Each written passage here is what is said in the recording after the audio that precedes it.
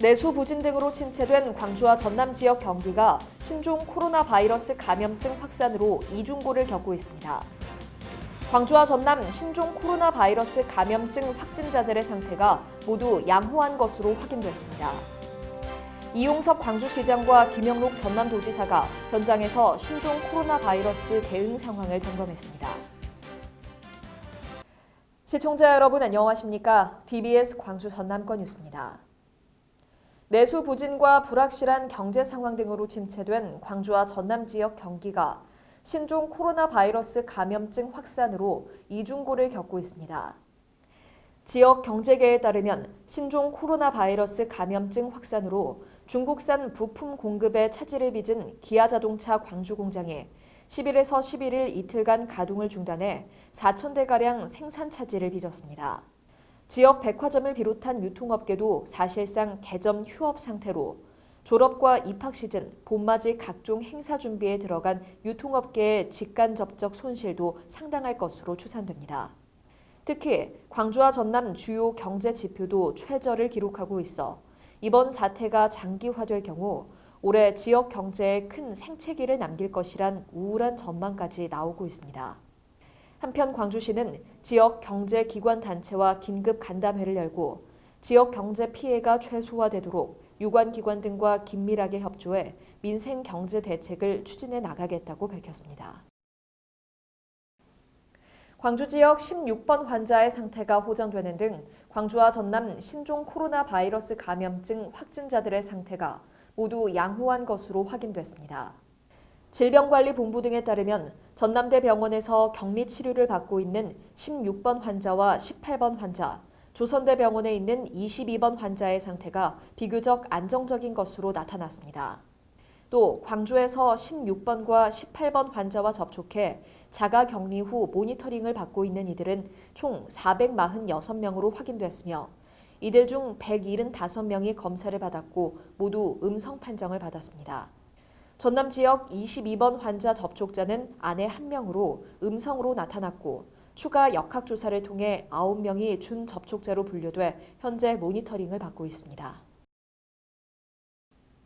광주와 전남에서 신종 코로나 바이러스 감염증 16, 18, 22번 확진자가 발생한 가운데 이용섭 광주시장과 김영록 전남도지사가 현장에서 대응 상황을 점검했습니다.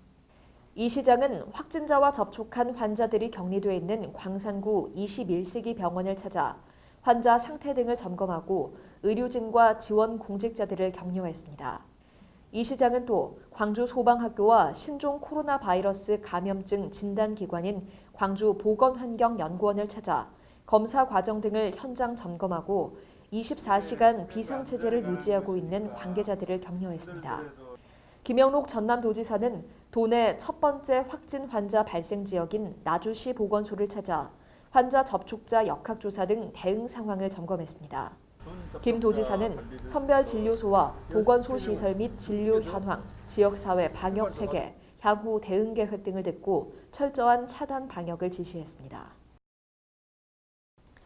전남도의회가 올해 첫 임시회를 열고 10일간의 회기에 들어갔습니다.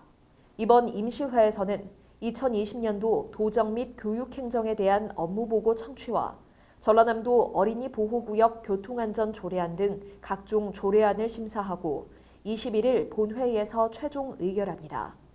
또 18일에는 광주 전남 연구원장 후보자 인사청문도 실시해 자격과 능력, 도덕성 등을 검증하게 됩니다. 신종 코로나 바이러스 감염증 확산으로 전남 지역 행사와 축제들이 잇따라 취소되면서 지역 경제에 비상이 걸렸습니다. 전남 지역에서는 다음 달 열릴 예정이던 광양 매화축제와 해남 땅끝 매화축제가 전격 취소됐고 구례 산수유꽃 축제 등 다른 봄꽃 축제들도 취소를 검토하고 있습니다. 앞서 지난달 말 여수시는 22일 예정된 고흥에서 여수 연도 연륙교 개통기념 전국 마라톤 대회를, 신안군은 애기 동백축제를 각각 취소한 바 있습니다. 혐오시설인 소각장을 도서관으로 변신시키기 위한 광주 대표 도서관 국제설계 공모 최종 심사가 10일 시작됐습니다. 이용섭 광주시장은 심사에 앞서 위원들을 만나 광주의 고유함과 첨단 기술이 어우러져 품격 있고 환영받는 도서관이 되도록 좋은 작품을 선정해달라고 요청했습니다. 대표 도서관은 상무소각장 부지에 국비와 시비 등 총 392억 원을 투입해 지하 1층, 지상 4층 규모로 지어지며 내년 상반기 공사에 들어가 2022년 준공 예정입니다. 시청해주신 여러분 고맙습니다.